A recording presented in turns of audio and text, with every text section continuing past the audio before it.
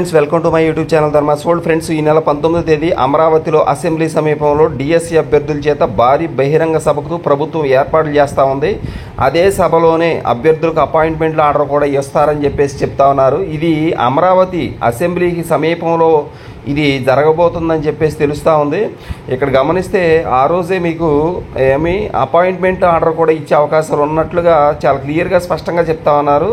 నిన్నటి వరకు మనము మన దగ్గరలోని మండలాల దగ్గరలో ఉన్నటువంటి సచివాలయాల దగ్గర జరుగుద్ది అని అనుకున్నాము. కానీ ఇప్పుడు క్లియర్ కట్గా ఇన్స్ట్రక్షన్స్ ఇచ్చినట్టు తెలుస్తూ ఉంది. అమరావతిలో అసెంబ్లీ సమీపంలో డిఎస్సి అభ్యర్థుల చేత భారీ బహిరంగ సభకు ప్రభుత్వం ఏర్పాట్లు చేస్తూ ఉంది. అదే సభలో అభ్యర్థులకు అపాయింట్మెంట్ ఆర్డర్స్ కూడా ఇస్తారని క్లియర్ కట్గా అర్థమవుతుంది.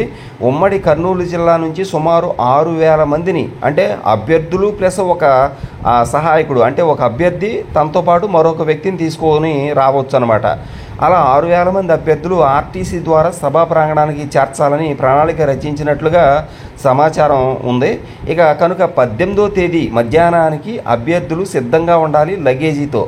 అమరావతి సభ అనంతరం స్కూల్స్, ఇప్పుడు మనకి ఏదైతే స్కూల్స్ ఉన్నాయో వెబ్ ఆప్షన్స్ పెట్టుకునేటువంటి అవకాశం కూడా కల్పిస్తారని చెప్పేసింది. సభ అనంతరం ఆ సభ 18వ తేదీ అయిపోద్ది. 19వ తేదీ మ్యాక్సిమము వాళ్ళు వెబ్ ఆప్షన్స్ పెట్టుకునే అవకాశం కల్పిస్తూ ఉంది. దాని తర్వాత దసరా హాలిడేస్లో ట్రైనింగ్ ఇచ్చి సెలవులు ముగిసిన వెంటనే స్కూల్స్ ఓపెన్ అయ్యే రోజు, అంటే అక్టోబర్ 3వ తేదీన విధుల్లో చేరేలా ప్రణాళిక సిద్ధమైనట్లు సమాచారం. కనుక సెలెక్ట్ అయిన అభ్యర్థులకు జిల్లా విద్యాశాఖ అధికారి కార్యాలయం నుంచి ఫోన్స్ వస్తాయని తెలుస్తూ ఉంది.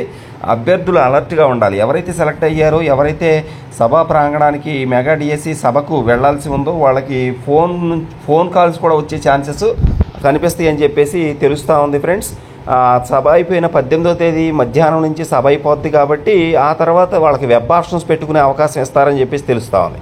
Thank you so much for watching me. Please share this video and subscribe my channel. Thanks.